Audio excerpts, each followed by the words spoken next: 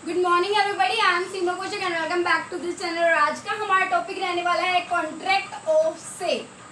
Contract of sale आपको पता है कितना ज़्यादा इंपॉर्टेंट टॉपिक है? यस, जो लीगल एस्पेक्ट ऑफ बिजनेस हमारे यहाँ से क्वेश्चन आते हैं, कम से कम 10 क्वेश्चन पूछे जाते हैं। और इस यूनिट से कॉन्ट्रैक्ट ऑफ सेल से 2 क्वेश्चन तो कम से कम पूछे जाते हैं, इससे ज़्यादा 3 भी पूछे जा रखे हैं कई बार तो नहीं, 2 ही बार एग्जाम हुआ है। यस, तो कॉन्ट्रैक्ट ऑफ सेल से क्वेश्चन आया हुआ था। आज मैं बताऊंगी कहाँ से क्वेश्चन आया था।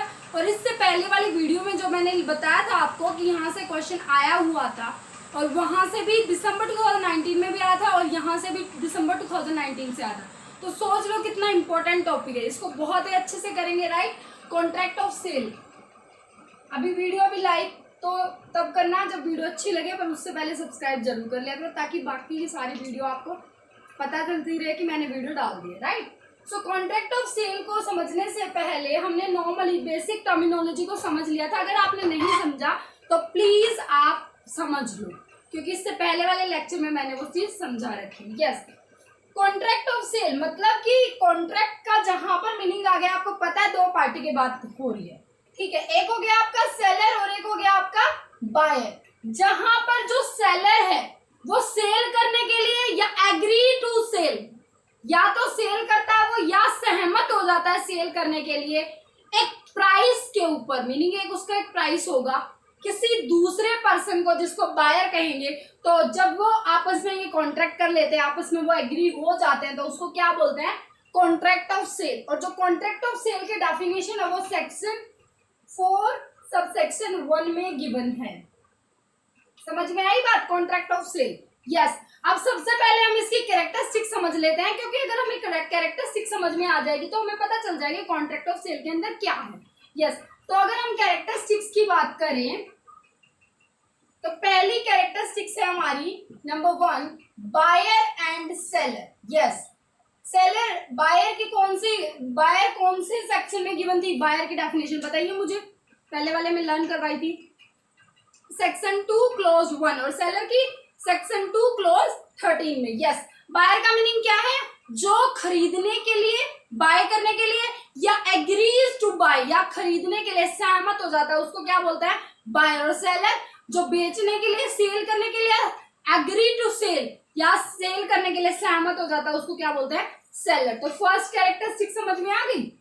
सेकंड आता है इसके अंदर गुड्स। गुड्स का आपको पता है, गुड्स को और अच्छे से आज डिफाइन कर देंगे। गुड्स का सेक्शन कौन सा था? Section 2 clause G7, section 2 clause 7। और गुड्स के अंदर मैंने क्या बताया था, क्या याद रखना है गुड्स के अंदर? गुड्स के अंदर सारी की सारी मूवेबल प्रॉपर्टी इंक्लूड होंगी except actionable claim and money. Very good. Third number पर थर्ड कैरेक्टरिस्टिक्स है हमारी प्राइस। प्राइस आपको पता है कब कौन से सेक्शन में आता है? बताओ जल्दी, बताया करो, बोला करो। Section 2 clause 10। प्राइस का मीनिंग क्या है? एक कंसिडरेशन। अगर मैं खरीद रही हूं तो मुझे बदले में कुछ देना पड़ेगा, तो उसको क्या बोलते हैं? प्राइस। इसके बारे में भी डिस्कस करेंगे आज। राइट, उसके बाद फोर्थ कैरेक्टरिस्टिक्स क्या है हमारी? Transfer of ownership. देखो, ट्रांसफर ऑफ ओनरशिप का मतलब क्या है? कॉन्ट्रैक्ट ऑफ सेल के अंदर आपकी ओनरशिप ट्रांसफर हो जाती है। कैसे? देखो, हमने बात करी नॉर्मली कि कॉन्ट्रैक्ट ऑफ सेल में जो सेलर है वो या तो सेल कर देता है या फिर एग्री टू सेल, मतलब सहमत हो जाता है सेल करने के लिए। जब वो सेल कर देता है ना, उसी टाइम पर उसका ओनरशिप ट्रांसफर हो जाती है बायर के पास। बेशक बायर ने उसकी पेमेंट ना करी हो। अगर मैंने ये बोला मैं अपना हॉर्स आपको बेचना चाहती हूँ 10,000 रुपीज में, और आपने कहा मैं 10,000 में खरीदना चाहता हूँ, तो जैसे ही मैंने आपस में हम दोनों ने एग्रीमेंट कर लिया, और एग्रीमेंट करते ही क्या हो जाएगी? Transfer of ownership, ownership transfer हो जाएगी। कहने का मीनिंग है, जैसे हमने कहा 10,000 रुपीज आपने मेरे को दे दिया, मैंने हॉर्स दे दिया। अब हॉर्स चाहे अभी मैंने पहुंचाया नहीं आपके घर, अभी हमारे घर ही बंधा हुआ है, लेकिन क्या होगा? ओनरशिप आपकी ट्रांसफर होगी जैसे ही हमारा कॉन्ट्रैक्ट हो गया। समझी बात? Transfer of ownership. और agreement of transfer, agreement of ownership, agreement of sale के अंदर क्या होता है कि आपकी जो ओनरशिप ट्रांसफर होती है वो फ्यूचर डेट को होती है। मीनिंग अगर मैंने ये कहा कि मैं आपको हॉर्स 15 दिन के बाद बेचूंगी, और आपने कहा था 15 दिन के बाद मैं पेमेंट करूंगा, तो 15 दिन के बाद ओनरशिप ट्रांसफर होगी। समझ रहे हो? एग्रीमेंट ऑफ सेल में क्या हो जाएगी, जो ट्रांसफर होगी ओनरशिप वो थोड़े समय के बाद फ्यूचर डेट में होगी, लेकिन सेल के कॉन्ट्रैक्ट में क्या होगी, आपकी तुरंत क्या हो जाएगी, आपकी ओनरशिप ट्रांसफर हो जाएगी। और सेल के अंदर दोनों आते हैं, सेल और एग्रीमेंट टू सेल। यस, उसके बाद फिफ्थ पॉइंट है आपका elements of a valid contract.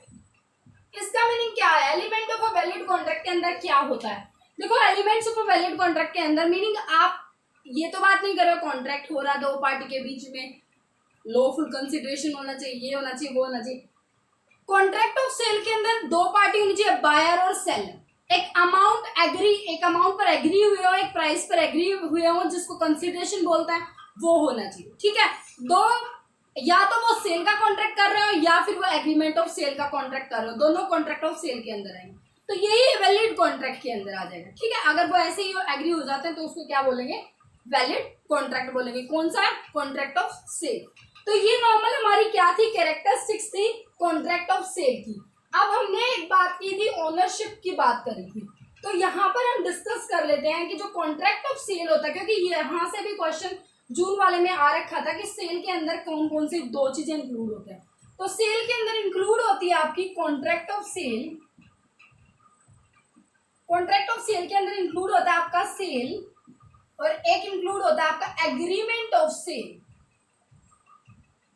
जो कि अभी हमने डिस्कस किया था। एक बार और फटाफट देख लो, सेल के अंदर क्या होगा, सेल के अंदर इंक्लूड होगा, जैसे मैंने क्या कहा था कि मैं अपना हॉर्स आपको बेच दूंगी 5000 में, आपने मेरे को 5000 दे दी, तो वो क्या होगी, सेल होगी।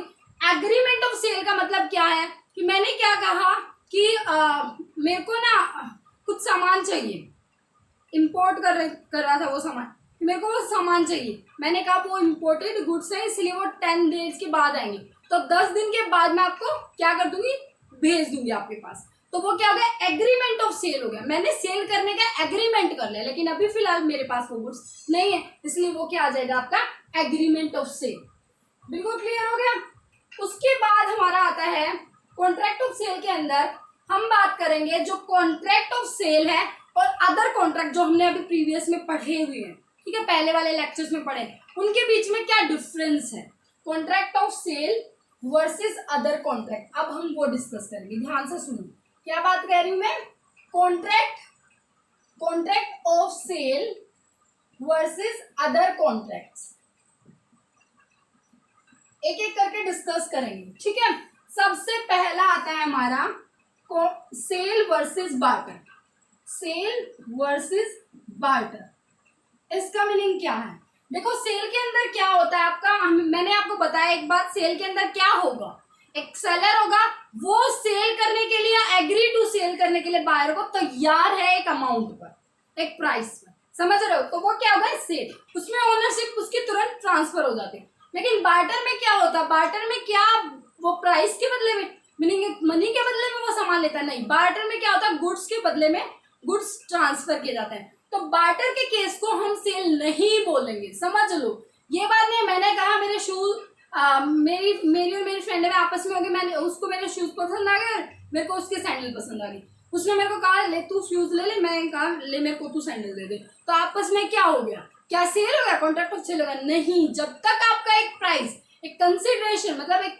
मनी के रूप में आप बीच में ट्रांसफर नहीं कर रहे ना, कंसिडरेशन मनी के रूप में नहीं हो रहा ना, तब तक वो माना नहीं जाएगा कॉन्ट्रैक्ट ऑफ सेल। इसलिए अगर गुड्स के बदले गुड्स हो रहा है तो उसको क्या बोलेंगे, बार्टर बोलेंगे। बट एक बात समझ लो, इंपॉर्टेंट है ये बात, बीच में से मीनिंग एक लाइन के अंदर से निकालिए, वो क्या है कि अगर आपने आधा सामान के बदले सामान कर लिया और आधा प्राइस ले लिया, तो मीनिंग आधे जो कोई भी सामान है वो हाफ सामान दे दिया और हाफ प्राइस में पेमेंट कर दी, ठीक है, तो अगर ऐसा केस है तो उसको कॉन्ट्रैक्ट ऑफ सेल माना जाएगा, कंसीडर किया जाएगा। समझ में आई बात, तो सेल वर्सेस बार्टर, बिल्कुल क्लियर हो गया। सेकंड नंबर पर आता है सेल वर्सेस गिफ्ट। अब यहाँ पर क्या हो रहा है, सेल के अंदर बार बार बताने की जरूरत नहीं, आपको पता है, एक कंसिडरेशन जरूर होगा, एक प्राइस में पेमेंट जरूर होगी, यस, सेलर को बायर पे करेगा, यस। लेकिन गिफ्ट के अंदर क्या होता है, यहाँ पर ओनरशिप ट्रांसफर तब होती है जब बदले में आप प्राइस दे रहे हो, समझ रहे हो, बदले में आप कंसिडरेशन दे रहे हो। लेकिन गिफ्ट के अंदर जो गिफ्ट दे रहा है वो ओनरशिप को ट्रांसफर कर देता है दूसरी पार्टी को जिसको रिसीव हो रहा है गिफ्ट, लेकिन बदले में वो उससे कुछ भी नहीं लेता। समझ में आई बात? बिल्कुल फ्री में वो उससे ले लेता है, तो उसको क्या बोलता है? गिफ्ट बोलते हैं। यहाँ पर ओनरशिप ट्रांसफर हुई है लेकिन बदले में कुछ ना कुछ पेमेंट करनी पड़ी, और गिफ्ट में ओनरशिप ट्रांसफर हुई है लेकिन कुछ भी नहीं पे करना पड़ा। बिल्कुल क्लियर हुआ? थर्ड आता है हमारा sale versus bailment. Sale versus bailment, देखो ये सारे कॉन्ट्रैक्ट मैं करा चुकी हूँ, आपका ध्यान होना चाहिए। अगर नहीं आते तो प्लीज देख लो, आपका ही फायदा है। और देखो तो देखो, नहीं तो नहीं, ठीक है? मैं कुछ नहीं है, मैं फोर्स नहीं कर रही हूँ, आपकी मर्जी। अगर आपको लग रहा है कि फायदा हो रहा है तो प्लीज पीछे वाली वीडियो देख लो, अगर आपको लग रहा है नहीं फायदा हो रहा है रहने दो। सेल वर्सेस बेलमेंट की बात कर रही हूँ। देखो सेल वर्सेस बेलमेंट के अंदर सेल का मैं बार बार एक ही बात बोल रही हूँ। सेल का मीनिंग क्या है? कि एक सेलर है, बायर को बेचता है एक प्राइस के बदले में। बार बार बोल नहीं दूंगी। बेलमेंट बताओ मुझे, बेलमेंट में क्या था? बेलमेंट में बेलर बेली को सामान दे रहा था, या तो उसका कोई पर्पज, यूज के पर्पज से दे रहा था, या फिर उसका कोई ना कोई मोटिव था, रिवॉर्ड के पर्पज से दे रहा था। समझ रहे हो? तो बेलमेंट का समझ में आ रहा ना?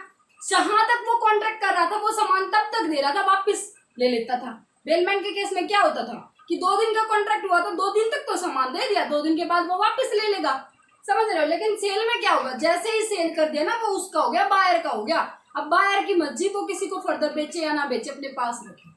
बेलमेंट के केस में बेलर उससे वापस ले लेगा, लेकिन सेल के केस में सेलर उससे वापस नहीं ले सकता। समझ में आई बात? Very good. फोर्थ पॉइंट आता है आपका सेल वर्सेस बेलमेंट हो गया, सेल वर्सेस प्लेज। मैंने बताया था प्लेज। प्लेज का मीनिंग क्या होता है? एक मोर्गेज होता है, एक प्लेज होता है। प्लेज होता है मूवेबल प्रॉपर्टी के लिए और मोर्गेज होता है इमूवेबल प्रॉपर्टी के लिए। प्लेज का मतलब कैसे आपको याद रखना है? जो किसी सिक्योरिटी पर्पज के लिए हम किसी का सामान ले रहे हैं। मीनिंग अगर मैंने आपको लोन दे रखा था, समझ रहे हो, मेरे को क्या पता आप लोन की पेमेंट करोगे या ना करो, मैंने क्या कहा कि लोन के बदले में मुझे अपनी कुछ ना कुछ गुड्स मुझे दे। लोन 10 लाख का था, मैंने 15 लाख का गुड्स अपने पास रख लिया, तो वो क्या होगा? प्लेज। वो कॉन्ट्रैक्ट क्या होगा? प्लेज। जैसे आप मेरा लोन दे दोगे, मैं आपका 15 लाख रुपए का वो गुड्स दे दूंगी, तो ये क्या होगा? प्लेज। सेल के केस में होता है? ऐसा नहीं होता। मॉर्गेज क्या होता है? मॉर्गेज इमूवेबल प्रॉपर्टी के लिए होता है। मीनिंग अगर मैंने, आपने मेरे से लोन ले रखा है 10 लाख रुपए का, मैंने आपकी 15 लाख की जमीन अपने पास रख ली, उसके जो कागज थे ना, जो ओनरशिप के कागज थे, वो मैंने अपने पास रख लिया। जैसे आप मेरी लोन की पेमेंट कर दोगे, मैं वो कागज आपको दे दूंगी, तो वो क्या हो गया? Sale versus pledge. नेक्स्ट है sale versus contract. Contract of sale versus contract of work and labour. ध्यान से सुनो, sale versus contract of sale लिख लिया करो अगर ध्यान से, मतलब दिखाई नहीं दे रहा तो। Contract of sale versus contract of work and labour. यहाँ पर क्या होता है? कॉन्ट्रैक्ट ऑफ सेल का मीनिंग तो आपको पता ही है, ऊपर मैंने बता दिया। कॉन्ट्रैक्ट, यहाँ पर एग्जांपल से समझते हैं कॉन्ट्रैक्ट ऑफ सेल और contract of work and labour का मीनिंग। ध्यान से सुनिए, कॉन्ट्रैक्ट ऑफ सेल का मीनिंग पता है क्या होता है? एग्जांपल लेते हैं। जब डॉक्टर है, एक डॉक्टर है, उसने क्या करा, एक जो हमारे मतलब जो तिथ, अगर किसी के दांत बिल्कुल झड़ गए, जो बूढ़े हो गया और उनको नए दांत लगवाने हैं, तो वो क्या नकली के दांत जो बनाते हैं, तो डॉक्टर ने वो दांत बनाए एक पेशेंट को लगाने के लिए, पेशेंट को लगाने के लिए। समझ रहे हो? तो वो उसने बनाए, वो हो गया कॉन्ट्रैक्ट ऑफ सेल। मीनिंग उसने कहा होगा तब वो बनाए। Contract of work and labour का मीनिंग है, जैसे प्रिंटर वाले हैं, हमें फोटोकॉपी की जरूरत पड़ती है तो हम फोटोकॉपी करा लेते हैं, तो जो प्रिंटर वाले हमें फोटोकॉपी करके देते हैं ना, वो होता है contract of work and labour. तो इन दोनों का डिफरेंस बुक में भी यही गिवन था, आप ऐसे ही याद रखना, क्या पता पेपर में आ जाए क्वेश्चन। कॉन्ट्रैक्ट ऑफ सेल में डॉक्टर वाला एग्जाम्पल याद रखना, contract of work and labour में फोटोकॉपी वाला एग्जाम्पल याद रखना। समझ रहे हो? तो ये थे हमारे कॉन्ट्रैक्ट, जो कि contract of sale versus other contract थे, जिसमें सेल वर्सेस बार्टर आ गया, सेल वर्सेस गिफ्ट आ गया, सेल वर्सेस बेलमेंट आ गया, सेल वर्सेस प्लेज आ गया, या मॉर्गेज आ गया, contract of sale versus contract of work and labour आ गया।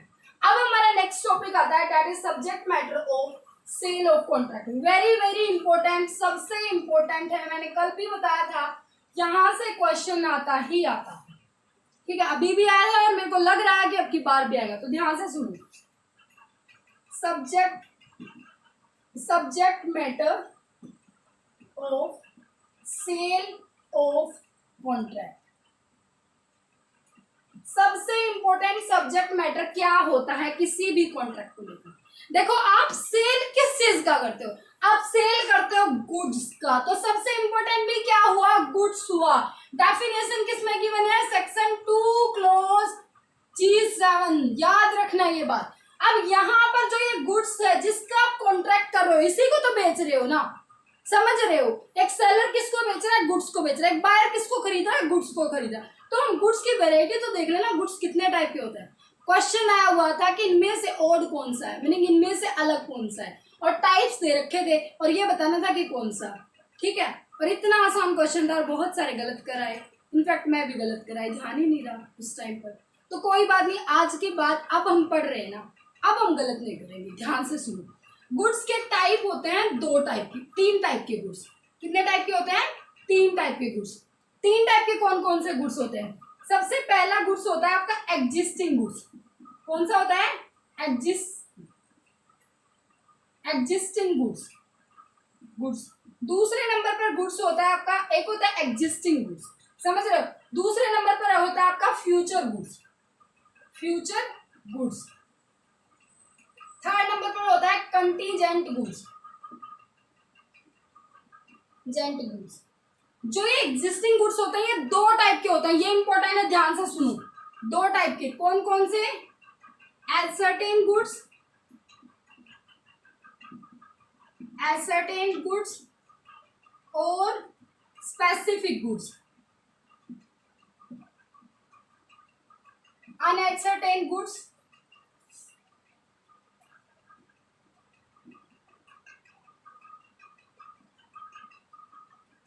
और जेनरिक गुड्स। सबसे पहले तो मैं आपको ये बताऊंगी क्वेश्चन क्या हुआ था। ये पूछ रखा था विच इज, इनमें से कौन सा ओड है, ठीक है, कौन सा अलग है। ऑप्शन में दे रखा था, ए ऑप्शन था एसर्टेन गुड्स, बी ऑप्शन था स्पेसिफिक गुड्स, सी ऑप्शन था फ्यूचर गुड्स और एक ऑप्शन था अनएसर्टेन गुड्स। ओड वन कौन सा लग रहा है आपको, एसर्टेन, स्पेसिफिक, अनएसर्टेन, किसका पॉइंट है, एग्जिस्टिंग गुड्स का, और ये फ्यूचर गुड्स। ओड वन कौन सा था, फ्यूचर गुड्स आना था, समझ रहे हो।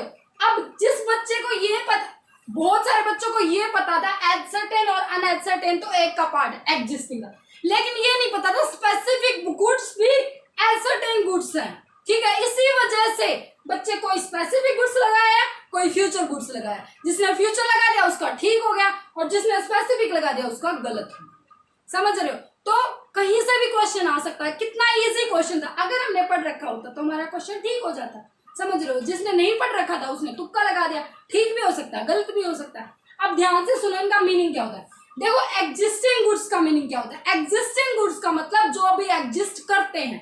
एक सेलर जब बायर को वो सामान बेचना चाह रहा है ना, उस टाइम पर उसके पास जो गुड्स एग्जिस्ट है, जो अभी है फिलहाल, उसको बोलता है एग्जिस्टिंग गुड्स। वो आपका एसर्टेन भी हो सकता है, अनएसर्टेन भी हो सकता है। जैसे मान लीजिए मेरे पास हॉर्स की, मतलब मेरे पास घोड़ों का बेचने का मेरा बिजनेस है, बहुत सारे घोड़े, ठीक है। तो मेरे को ना किसी बायर ने कहा कि आप मेरे को घोड़ा दे दोगे, मैंने कहा हाँ दे दूंगा। बोला कितने का, मैंने कहा 3 लाख रुपए। उसने कहा ठीक। अब एग्जिस्ट कर रहा था मेरे पास घोड़ा, समझ रहे हो, एग्जिस्ट कर रहा था मेरे पास घोड़ा। उसने कहा कि आप मेरे पास घोड़ा भेज दो। उसने ये नहीं बोला कि कौन सा घोड़ा भेज दूं, मैंने उठा के ब्लैक हॉर्स उसके पास भेज दिया। तो वो क्या हो गया, वो कौन सा हो गया, अनएसर्टेन गुड्स। मीनिंग उसने ये नहीं कहा कि मेरे पास तो ब्लैक नहीं व्हाइट हॉर्स आना चाहिए। अगर वो ये बोल देता मेरे पास व्हाइट हॉर्स आना चाहिए तो उसको क्या बोलते हैं, एसर्टेन गुड्स।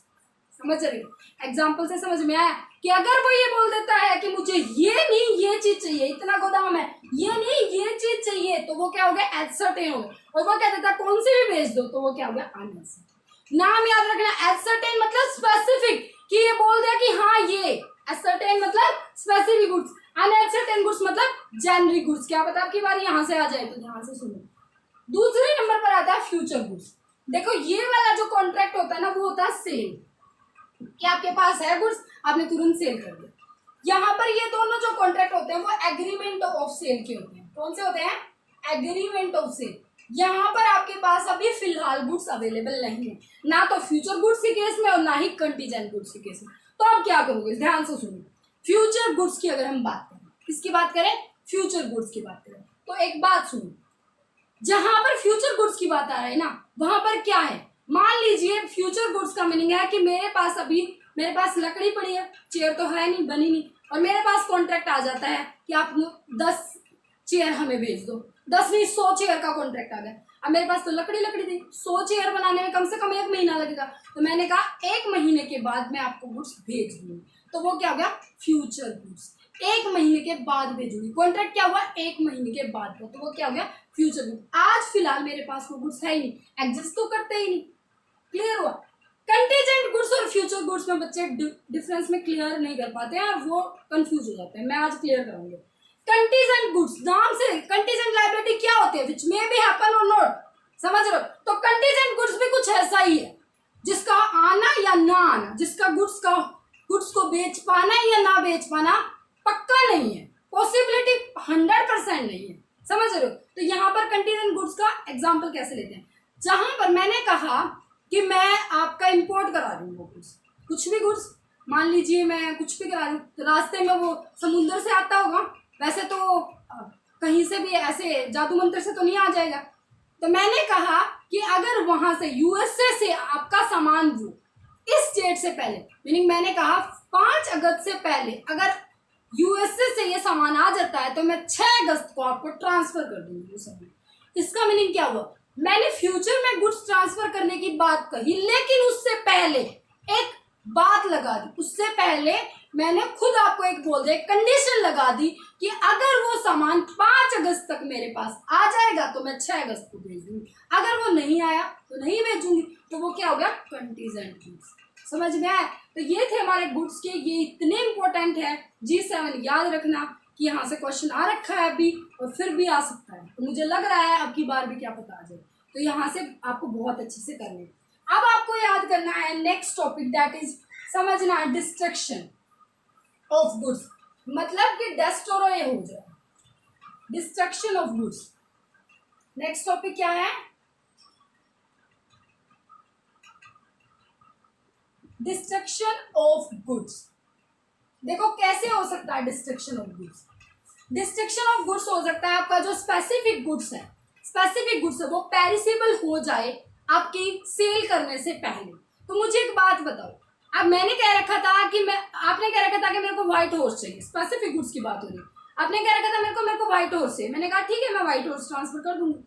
जो व्हाइट हॉर्स नहीं, जो आपने बोल रखा कि ये वाला ही हॉर्स चाहिए और वो वाला हॉर्स एक्सपायर हो गया, तो मैं दूसरा हॉर्स तो बेच नहीं सकती, तो अब मैं क्या करूं, जिस दिन आपको भेजना था उससे पहले दिन वाले दिन वो एक्सपायर हो गया, तो क्या करूं मैं, स्पेसिफिक गुड्स की बात हो रही है, दूसरा हॉर्स तो आपको पकड़ा नहीं सकती क्योंकि आपने बोला था ये वाला, तो यहाँ पर जो कॉन्ट्रैक्ट होगा वो क्या हो जाएगा, वॉइड हो जाएगा। सेकंड केस है कि अगर आपका जो गुड्स है वो डिस्ट्रॉय हो जाता है, लेकिन वो उसके पार्ट्स हो सकते हैं, तो यहाँ पर समझना ये है कि जो पार्ट्स है वो पॉसिबल है या पार्ट्स करना पॉसिबल नहीं। अगर पार्ट्स करना पॉसिबल नहीं है तो वो कॉन्ट्रैक्ट आपका वॉइड हो जाएगा, अगर पार्ट्स करना पॉसिबल है तो वो कॉन्ट्रैक्ट आपका वॉइड नहीं है, समझ रहे। तो ये थे आपका डिस्ट्रक्शन ऑफ गुड्स।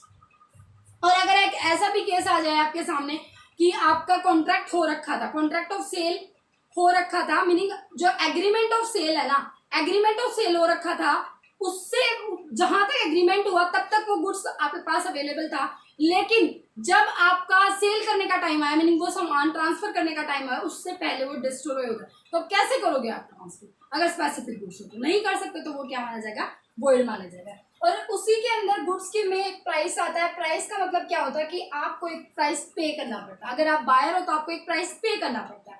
यहाँ पर वो प्राइस आप म्यूचुअल अंडरस्टैंडिंग से कर सकते हो, आप मार्केट का प्राइस देखकर कर सकते हो, आप किसी भी तरीके से कर सकते हो प्राइस। और प्राइस का आपको पता है सेक्शन 2 क्लोज 10। उसके बाद एक आता है आपका, एक वर्ड आता है अर्नेस्ट मनी, क्या पता आपकी बार आ जाए, अर्नेस्ट मनी क्या होता है। देखो अर्नेस्ट मनी का मीनिंग होता है एडवांस मनी, राइट। जब आप कोई सामान परचेज करने जाते हो ना, तो आपको कई बार एडवांस पे करना होता है, एडवांस आपने पे कर दिया, अगर आप वो सामान फ्यूचर में परचेज करते हो तो कोई बात नहीं, बट अगर आप मना कर देते हो फ्यूचर में पे करने से, तो आपकी जो वो अर्नेस्ट मनी है, जो एडवांस मनी है, वो जब्त कर ली जाती है, फॉरफिट कर ली जाती है, समझ लो। अगर आपने नॉर्मली देखा हो, अगर हम अपने हरियाणा की बात करें तो वहां पर क्या होता है कि जब हम जमीन वगैरह खरीदते हैं, प्लॉट वगैरह कुछ भी खरीदते हैं, एक बयाना होता है, वो दिया जाता है, राइट। जब मान लीजिए मैंने खरीदनी है कोई भी, मेरे को एक प्लॉट खरीदना है 15 लाख रुपए का, तो मैंने 1 लाख रुपया उस पर बयाना दे दिया। अब जब मैंने वो खरीदना है इसलिए मैंने उसको क्या दिया, 1 लाख रुपए दिया। अगर मैं मना करती हूँ कि मैं नहीं खरीदूंगी, तो वो 1 लाख रुपया सामने वाला क्या कर लेगा, जब्त कर लेगा। और अगर सामने वाले ने मना कर दिया तो मुझे वो डबल देगा, 2 लाख रुपए देगा। तो यही होता है। तो अर्नेस्ट मनी एक तरीके से बयाना ही होता है। समझ में आई बात। तो अर्नेस्ट मनी को हम आप एडवांस मनी भी बोल सकते हैं। तो ये था हमारा टॉपिक कॉन्ट्रैक्ट ऑफ सेल, जो कि हो गया हमारा complete. And thank you so much. और अगर वीडियो अच्छी लगे तो आप जरूर लाइक कर दो, ठीक है। और अपने फ्रेंड्स के साथ शेयर कर दो, subscribe. Bye bye, take care.